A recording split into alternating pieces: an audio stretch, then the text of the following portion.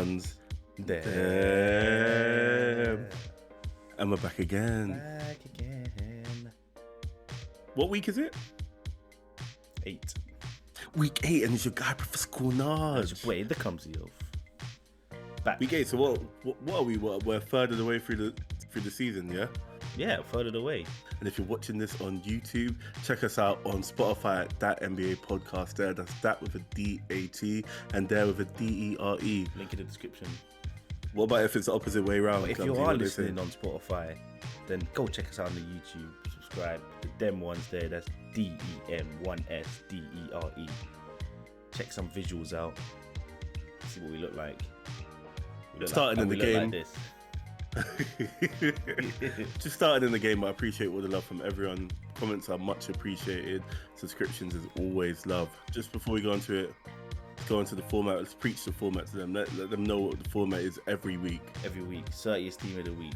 Deadest team of the week. Who's popping? Who's flopping? Who's flopping? Who's popping? And who's flopping?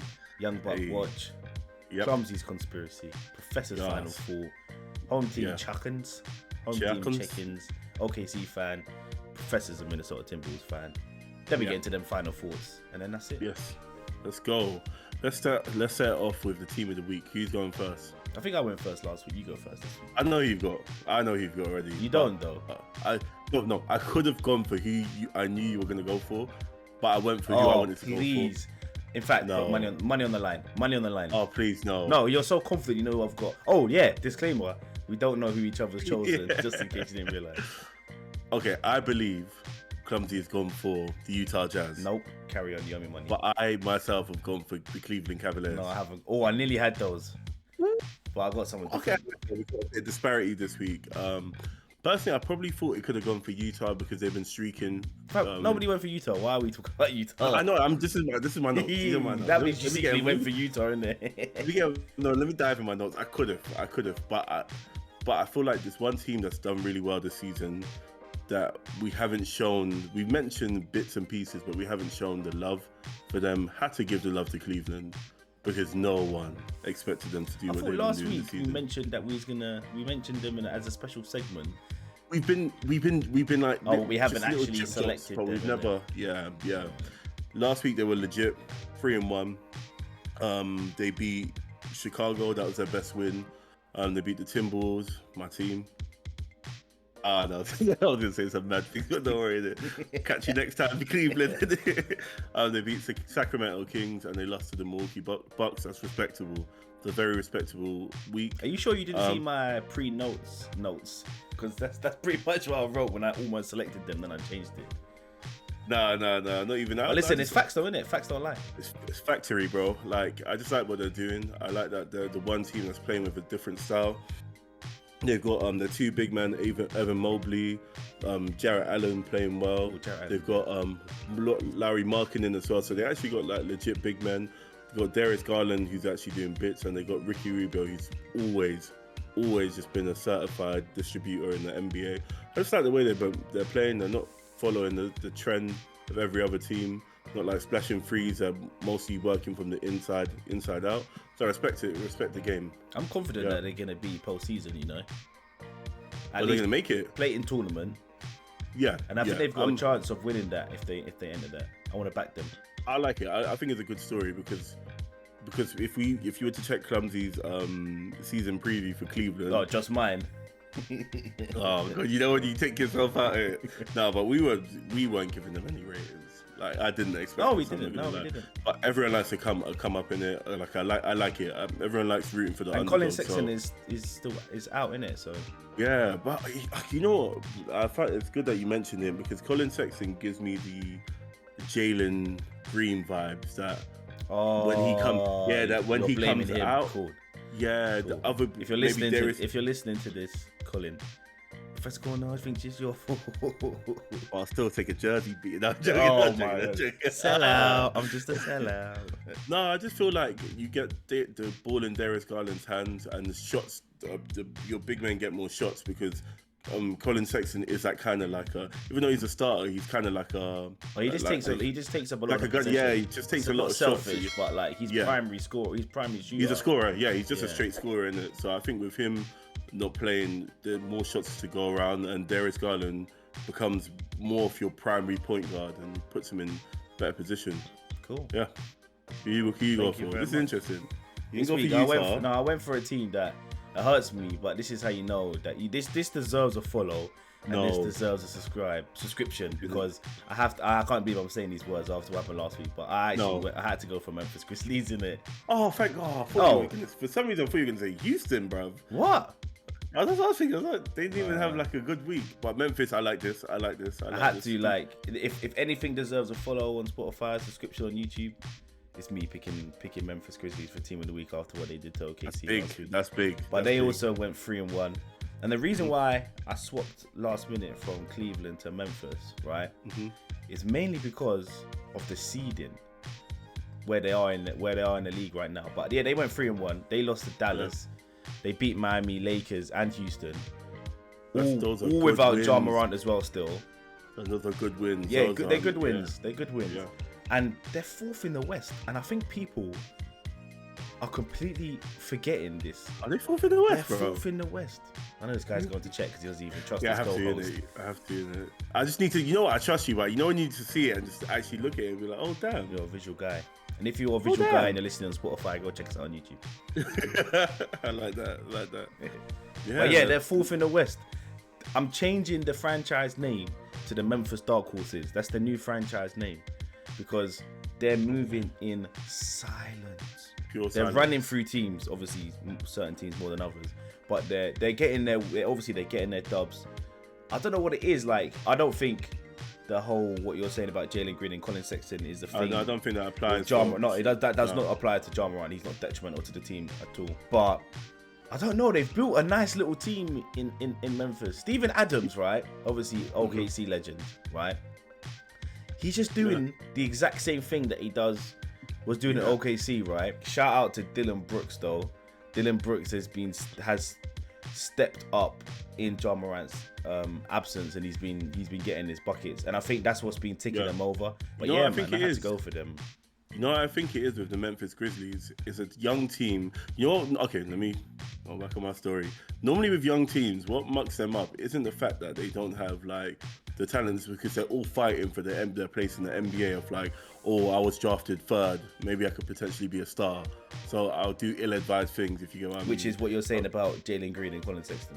Yeah, that's what I think happens with those teams. But when it comes to the Memphis Grizzlies, because they're not the highest draft picks, to be honest with you, they just embrace who they are. They know who they are, and they all play to their roles. And when you have a team that they all play within themselves and they all play in their roles, it's good. It's, at the end of the day, it's a team sport. If the team is clicking, but you're gonna win. When you look at the roster, right, it's actually a shock it's actually refreshing, because you don't look at that roster and think, oh, that's a top 4 team in the Western Conference, and especially without Ja playing. And I just feel like you said, everyone's just accepted who they are and they just do their bit for the team, and it's just working, isn't it? It's just working. And Triple J isn't even having the season I thought he was gonna have. I thought he'd be like a 2010 guy. He's still got time though. Like you said, it's only been a third. We're only in week 8. He's still got time. Plus, they got enough to. They're definitely making playoffs, right? So therefore, still players maybe playing. Who are the people that's gonna finish above them then? Lakers are definitely overtaking them. Lakers, Clippers, potentially Dallas. Ooh. Dallas has been a bit. Oh, maybe I'm looking at that now. Maybe they'll drop down to 8th, because it's so tight. Because even when you look at it, like, they got 16 wins, and even like the Timberwolves in ninth place, right? 12 wins. Even all the way down to 12th, Spurs 10. 6 games is not that much. The West is so tight. When you look at the Eastern Conference, it's actually crazy. Like, it's crazy in terms of like, that's also so tight, and then you just got Orlando Magic and Detroit at the bottom. Yeah, 100%. Like, I know it sounds, it's crazy, but in fact, Clumsy, that's a perfect segue for Deadest Team if you want. Oh, okay. For me, it's a perfect segue. Oh, go on then, Deadest Team. Go on. Because there's a team that we really went into depth for their off-season preview. Oh, it's Detroit. And it was actually, for me, I had to. Was it the same for you? No. I just knew that you was going to say Detroit when you said that. I'm not sure if the Piston fans will agree with me, right?